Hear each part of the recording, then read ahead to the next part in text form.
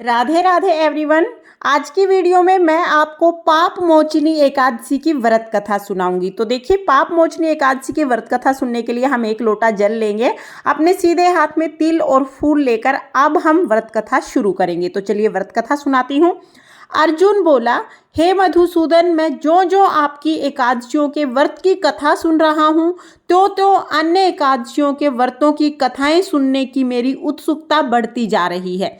हे कृष्ण, आप कृपा करके चैत्र मास के कृष्ण पक्ष में आने वाली एकादशी के बारे में बताइए। इस एकादशी का क्या नाम है, इसमें कौन से देवता की पूजा की जाती है और इस व्रत के करने की क्या विधि है। हे गोपाल, यह सब मुझे विस्तार पूर्वक बताने की कृपा करें। श्री कृष्ण भगवान बोले, हे पांडुनंदन, एक समय यही प्रश्न पृथ्वीपति मानधाता ने लोमेश ऋषि से किया था। जो कुछ लोमेश ऋषि ने मानधाता को बताया वही मैं तुम्हें कहता हूँ। धर्म के रहस्यों के ज्ञाता राजा मानधाता ने लोमेश ऋषि से पूछा, हे महर्षि, मनुष्य के पापों का मोचन किस प्रकार संभव है? कृपा करके आज कोई सरल विधि बताइए जिससे सहज में ही पापों से छुटकारा मिल जाए। लोमेश ऋषि बोले, हे राजन, चैत्र मास के कृष्ण पक्ष की एकादशी का नाम पाप मोचनी एकादशी है। उसके व्रत के प्रभाव से मनुष्यों के अनेकों पाप नष्ट हो जाते हैं। मैं तुम्हें इसकी कथा सुनाता हूँ, ध्यान पूर्वक सुनना। प्राचीन काल में चैत्रथ नाम का एक वन था। उसमें अप्सराएं किन्नरों के साथ विहार करती थी। वहां हर समय बसंत रहता था, अर्थात उस जगह सदैव प्रत्येक तरह के पुष्प खिले रहते थे। कभी गंधर्व कन्याएं विहार करती थी तो कभी इंद्र देवता देवताओं के साथ क्रीड़ा करते थे। उसी वन में मेधावी नाम के एक ऋषि भी तपस्या में लीन थे। वे शिव भगत थे। एक दिन मंजू घोषा नाम की एक अप्सरा ने उनको मोहित करके उनके निकटते का लाभ उठाने की चेष्टा की।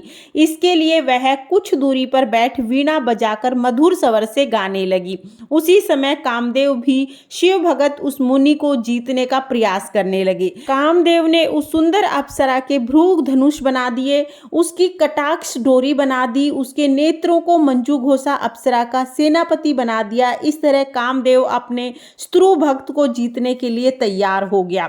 उस समय मेधावी मुनि भी युवा तथा हष्टपुष्ट थे। उन्होंने यज्ञोपवीत तथा दंड धारण किया हुआ था। वे दूसरे कामदेव के समान ही प्रतीत हो रहे थे। उस मुनि को देखकर कामदेव के वश में हुई मंजू घोषा ने धीरे धीरे मधुर वाणी से वीणा पर गाना गाना शुरू किया तो मेधावी मुनि भी मंजू घोषा के मधुर गाने पर तथा उसके सौंदर्य पर मोहित हो गया। वह अप्सरा मेधावी मुनि को कामदेव से पीड़ित जानकर उनसे आलिंगन करने लगी। मेधावी मुनि उसके सौंदर्य पर मोहित होकर शिव रहस्य को भूल गए और काम के वशीभूत होकर उसके साथ रमण करने लगे। उस मुनि को काम के वशीभूत होने के कारण उस समय दिन रात का कुछ भी ध्यान नहीं रहा और बहुत समय तक वे रमण करते रहे। तदुपरांत मंजू घोषा उस मुनि से बोली, हे मुनि, अब मुझे बहुत समय हो गया, अतः स्वर्ग जाने की आज्ञा दीजिए। अप्सरा की बात सुनकर मुनि बोले, हे सुंदरी, संध्या को तो आई हो, प्रातः होने पर चली जाना। मुनि के ऐसे वचन सुनकर अप्सरा उनके साथ रमण करने लगी। इसी प्रकार उन्होंने साथ साथ बहुत समय बिताया।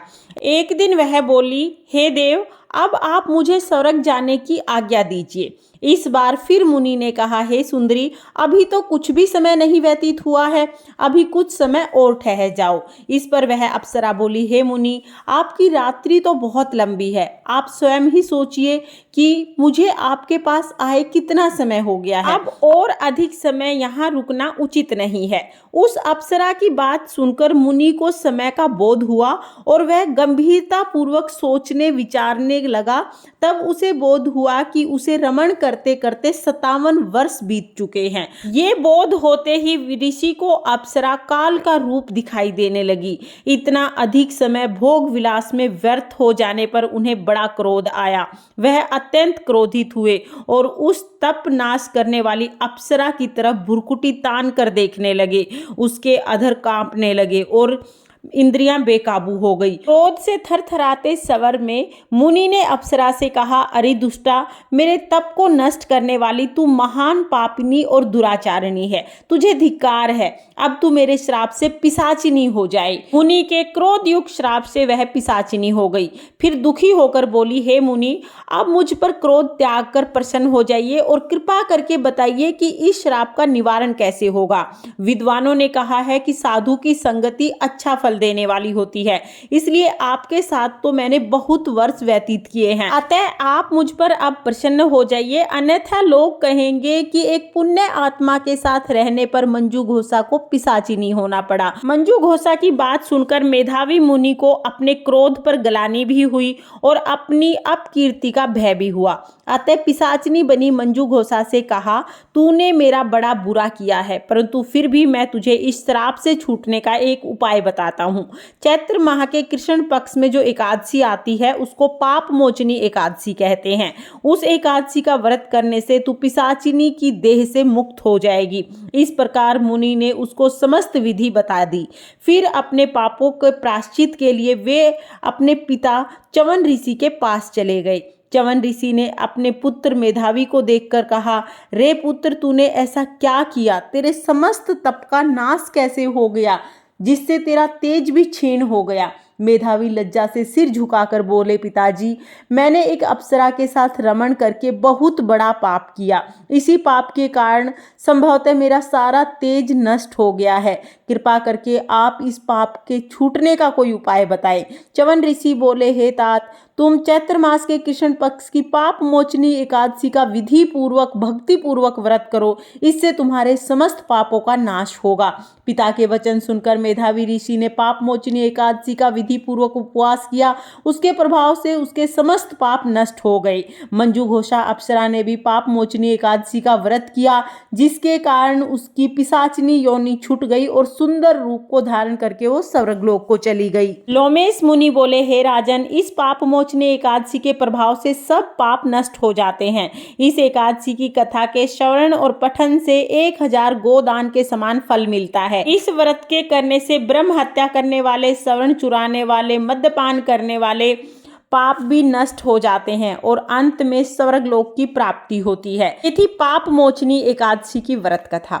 अब इसके बाद हम एक गणेश जी की कथा भी जरूर सुनेंगे। एक बार एक गांव में एक बुढ़िया रहती थी। बुढ़िया रोजाना गणेश जी की पूजा करती थी। रोजाना मिट्टी के गणेश जी बनाती, रोजाना गल जाते। बुढ़िया के घर के सामने एक सेठ की हवेली बन रही थी। बुढ़िया ने जाके कारीगर से कहा, कारीगर कारीगर, मेरे लिए पत्थर के गणेश जी बना दो। कारीगर बोला, जितनी देर में आपके लिए गणेश जी बनाएंगे उतनी देर में तो हमारी दीवार बन जाएगी, हमारे पास समय नहीं है, आप किसी और से बनवा लें। बुढ़िया को बहुत बुरा लगा। बुढ़िया ने मन में सोचा, भगवान करे तुम्हारी दीवार टेढ़ी हो जाए। अब गणेश जी तो सारी बात सुन ही रहे थे। जैसे ही कारीगर दीवार बनाए, दीवार टेढ़ी हो जाए, दीवार को गिरा के दोबारा बनाए, दोबारा टेढ़ी हो जाए। ऐसे ही दीवार को गिराने बनाने में सुबह से शाम हो गई। शाम को सेठ जी आए। सेठ जी ने कहा, आज कोई काम नहीं हुआ है? तो कारीगर ने कहा, सेठ जी काम तो बहुत कर रहे हैं, लेकिन जैसे ही दीवार बनाते हैं दीवार टेढ़ी हो जाती है। फिर कारीगर ने बुढ़िया के आने की सारी बात सेठ जी को बता दी। सेठ जी ने कहा, मुझे बुढ़िया के पास लेके चलो। कारीगर सेठ जी को बुढ़िया के पास ले गए। सेठ जी ने हाथ जोड़ के कहा, हे बूढ़ी माई, हम आपके पत्थर के नहीं सोने के गणेश जी बनवा देंगे, आप हमारी दीवार सीधी करा दो। गणेश जी तो सारी बात सुन रहे थे। जैसे ही सेठ जी ने ये कहा, गणेश जी ने उनकी दीवार सीधी कर दी। सेठ जी ने भी बुढ़िया को सोने के गणेश जी बनवा के दिए। हे गणेश जी महाराज, जैसे आपने सेठ जी की दीवार सीधी की, वैसे ही सबके सब काम सीधे करना, और जैसे आपने बुढ़िया की मनोकामना पूरी की, वैसे ही सबकी सब मनोकामना पूरी करना। इस कहानी को कहते सुनते हुकारा भरते सब पर अपनी कृपा दृष्टि बनाए रखना और सबके घर को अन्न धन से भर देना। ये थी गणेश जी की कथा। इस तरह से पाप मोचनी एकादशी की व्रत कथा पूर्ण होती है। कथा सुनने के बाद जो हमने हाथ में फूल और तिल लिए हैं वो हम श्री हरि विष्णु भगवान को समर्पित कर देंगे और जल के लोटे में डाल देंगे। इसके बाद ये जो जल का लोटा है ये हम सूर्य देवता को अर्घ दे देंगे। तो फ्रेंड्स, ये थी पाप मोचनी एकादशी की व्रत कथा। ये व्रत कथा आपको कैसी लगी कमेंट करके जरूर बताना। और अगर ये वीडियो आपको पसंद आई हो, वीडियो आपके लिए थोड़ी बहुत भी यूजफुल हो, तो प्लीज़ वीडियो को लाइक कर देना और चैनल को सब्सक्राइब कर लेना। जय श्री कृष्णा, राधे राधे।